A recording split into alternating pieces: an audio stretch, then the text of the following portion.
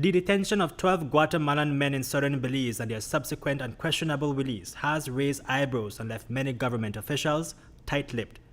The men were detained on March 29 on board a Guatemalan vessel which was traveling to the Moho River.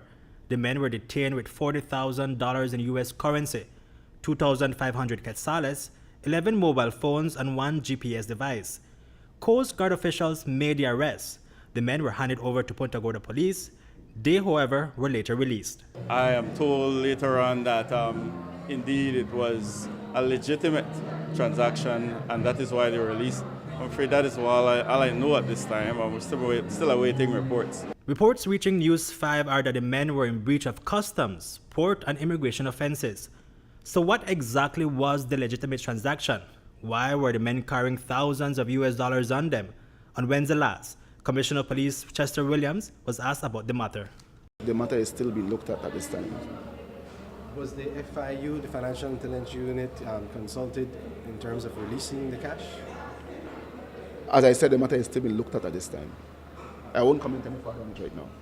By law, a person is only allowed to carry $10,000 in cash on his or her person. Any amount higher needs to be declared to the Financial Intelligence Unit. We got in contact with the FIU, and according to Director Ken Clear, the FIU was alerted about this event. The FIU, Clear says, deployed a team of investigators for the purpose of interviewing these persons to understand the men's business purpose in Belize, source of funds, among other issues, in order to remove all doubt of any financial crime being committed. But according to Clear, by the time FIU officers reached the destination, the individuals had already been released. In April 2016, a decision was made to have customs take control of the process in regards to making cash declarations when exiting and entering Belize. This process was previously managed by the FIU, but later handed over to customs because of its 24-hour presence at the port of entries. After the Guatemalan men were detained, Claire says that a question then arose about due process and whether the individuals were presented an opportunity to make the proper declarations to customs. Claire says that though this may have been a legitimate concern, it nevertheless would have been prudent to allow investigators to interview the subjects.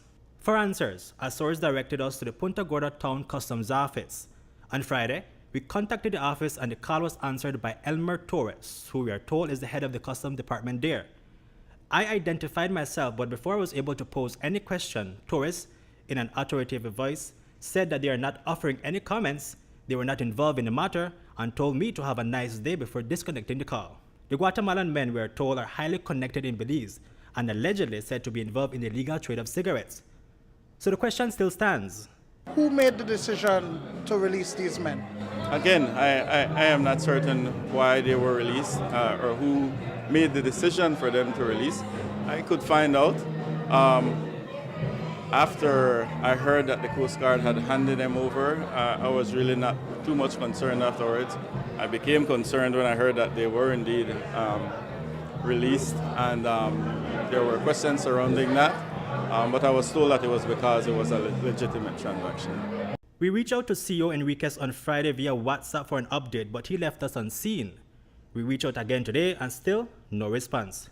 The FIU says that it is still working into this matter through conversations with both police and customs. Hipolito, Novelo, News 5.